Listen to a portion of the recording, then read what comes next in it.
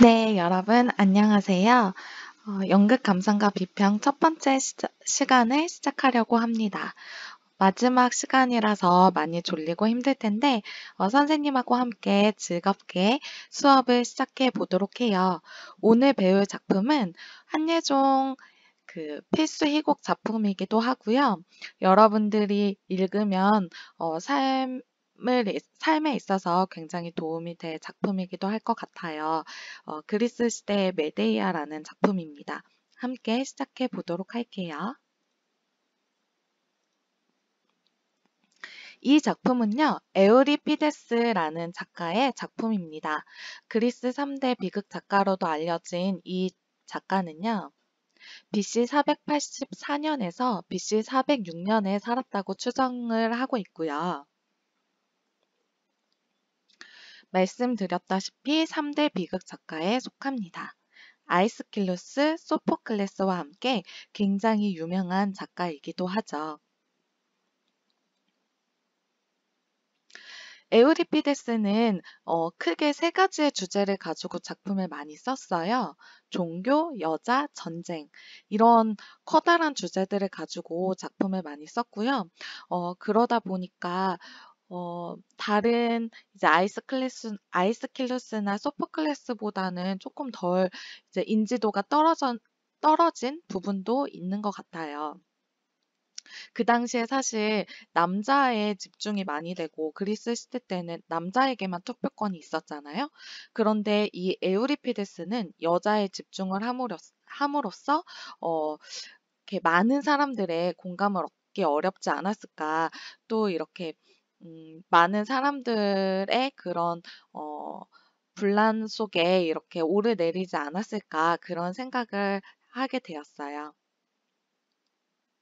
또 이분은요, 비극 경연대회에서 4번을 수상을 했어요. 비극 경연대회라는 거는, 그때 당시에 디오니소스 신을 모시는 그런 축제가 열리는 장에서, 어, 비극을 경연했던 대회가 있었는데요. 아이스킬러스나 소포클레스보다는 훨씬 수상을 덜 했던 그런 작가이기도 합니다. 하지만 굉장히 훌륭한 작품을 쓰셨죠. 자, 이 작품을 본격적으로 들어가기에 앞서서 이 작품의 특징에 대해서 먼저 말씀을 드려야 될 것 같아요. 이 작품은요, 발단, 전개, 위기, 절정, 결말 중에 어떤 것만 있냐? 절정, 결말만 있어요.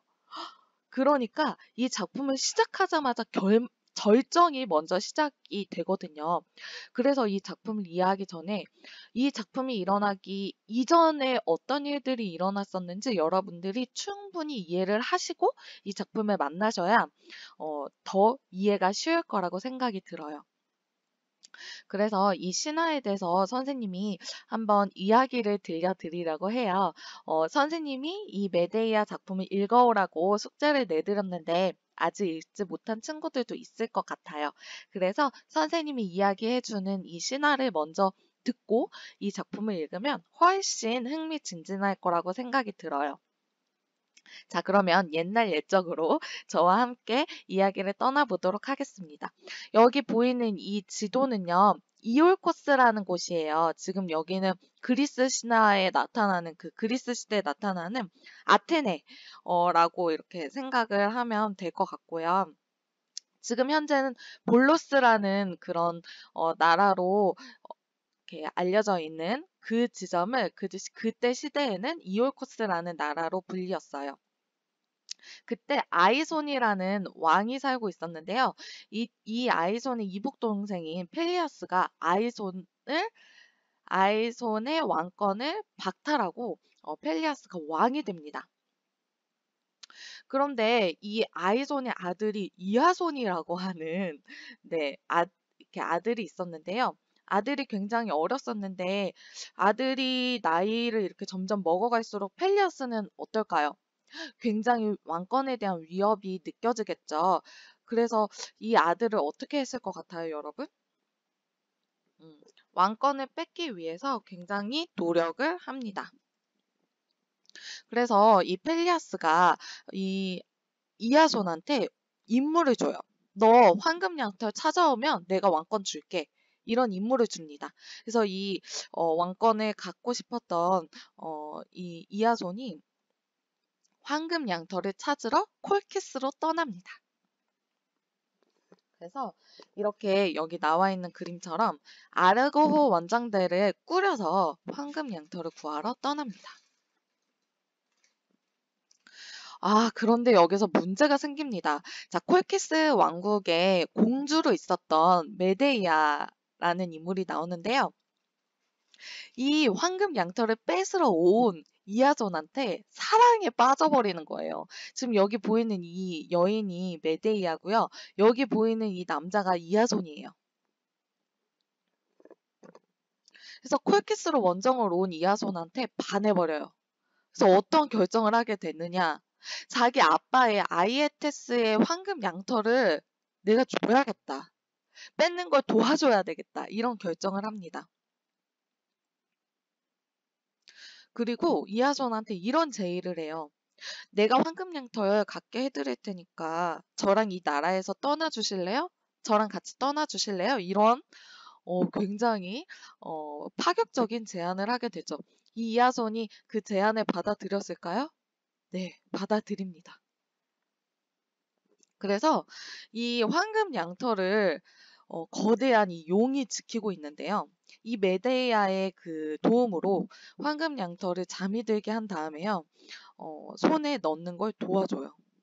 그래서 이 그림과 같이 이 이하손이 황금 양털을 손에 넣게 됩니다. 자, 그 다음에 이제 어떻게 했을까요? 자, 이 그림은 이제 메데이아가 이 용을 이렇게 잠이 들게 해서 네, 마찬가지로 이하손이 이 황금 양털을 손에 넣게 되는 그림을 나타낸 거고요. 자, 이 사실을 알게 된 아리에테스가 화가 났을까요? 안 났을까요? 아빠가 화가 났죠. 그래서 어떻게 했을까요? 이 도망가는 메데이아와 이하손을 쫓아옵니다. 자, 이때 메데이아가 가만히 있느냐? 그렇지 않습니다. 아빠의 그 궁전을 떠나 나오면서 남동생을 납치해요. 그래서 굉장히 어린 동생인데요. 그 남동생을 납치를 해서요. 막 쫓아오는 아빠한테 어떻게 하느냐. 그 동생을 죽인 다음에 사지를 하나씩 다 찢어요. 그래서 바다에 하나씩 던집니다. 막 쫓아올 것 같아요. 그러면 다리를 던져요. 그러면 이 아빠가 어떻게 해요? 아이고, 내 아들의 시신이라도 건져야겠다 해서 시신을 건져. 그러면서 시간을 또 벌어요. 또 막 쫓아올 것 같다. 그럼 이번엔 팔을 던져요. 그런 식으로 해서 도망갑니다. 그리고 나서도 여러 가지 위험이 이제 막 생기게 되는데 그럴 때 고모의 키르케의 도움도 구하고요. 또 알키노스라는 왕이 있어요. 그 왕한테 자기의 처지를 막 얘기를 하고 도움을 막 구해요. 그래서 알키노스가 내가 메데이아가 결혼을 했으면 살려주고 그렇지 않으면 다시 돌려보내겠다. 이 이하손하고 결혼한 사이면 내가 구해주겠다라고 했더니 이 메데이아가 그날 이하손하고 결혼을 해버립니다. 그렇게 해서 도움을 받게 되고요.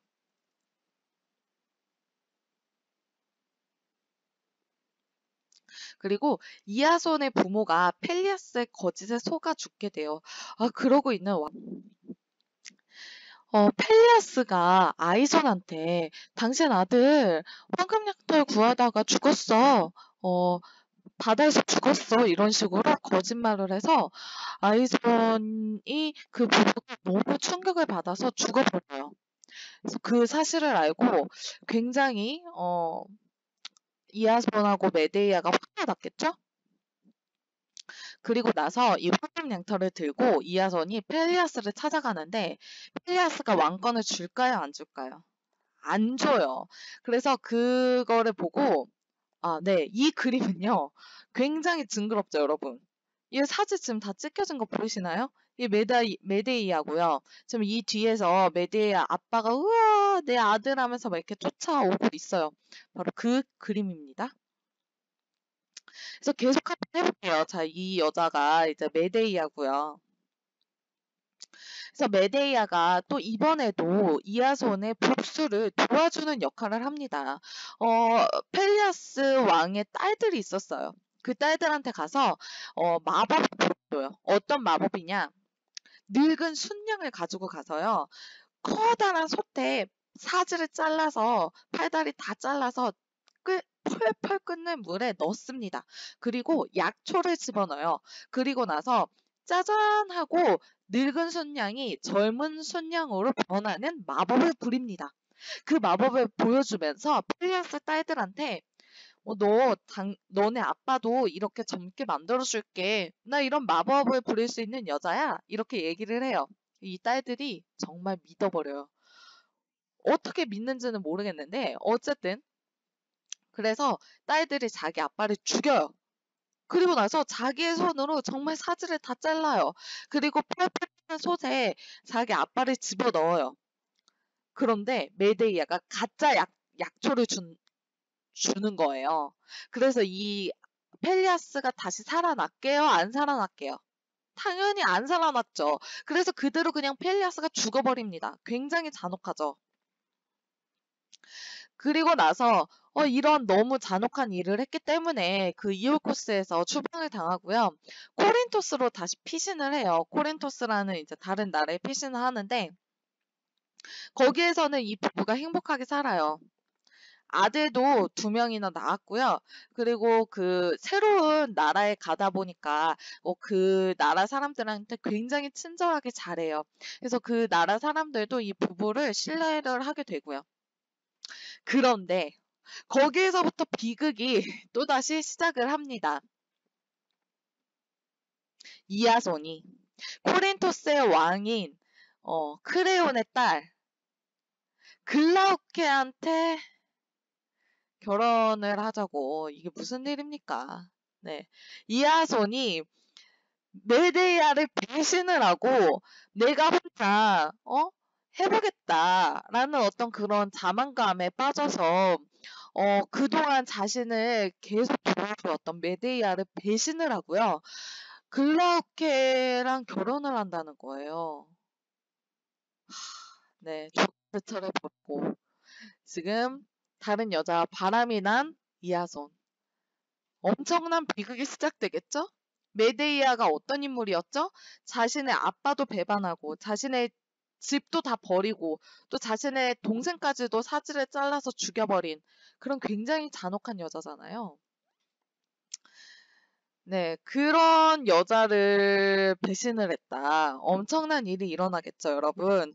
그래서 여러분들이 이 다음 시간까지 대본을 읽어보세요. 자, 흥미진진하겠죠?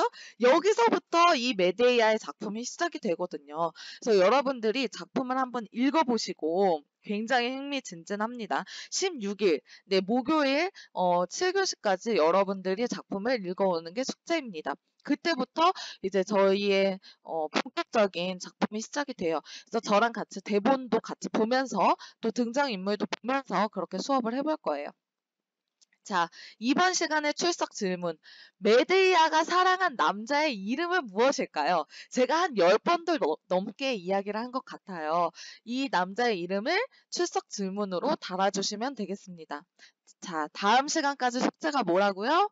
4월 16일까지 메데이아 희곡을 읽어오기. 굉장히 흥미진진한 작품이고 절정에서부터 시작되는 작품이기 때문에 읽는데 크게 어려움은 없을 것 같아요. 그러면 여러분들 오늘 4월 14일 화요일에도 고생 정말 많으셨고요. 내일은 선거날이라서 수업이 없죠. 여러분 나이부터 선거하실 수 있는 거 아시죠? 올해부터 법이 바뀌어서요. 그래서 여러분들 그 받으신 그 유인문들 잘 살펴보시고 여러분들의 소중한 한 표 꼭 행사하시길 바라요. 오늘 정말 고생 많으셨고요. 목요일날 다시 만날게요. 여러분, 빠빠이.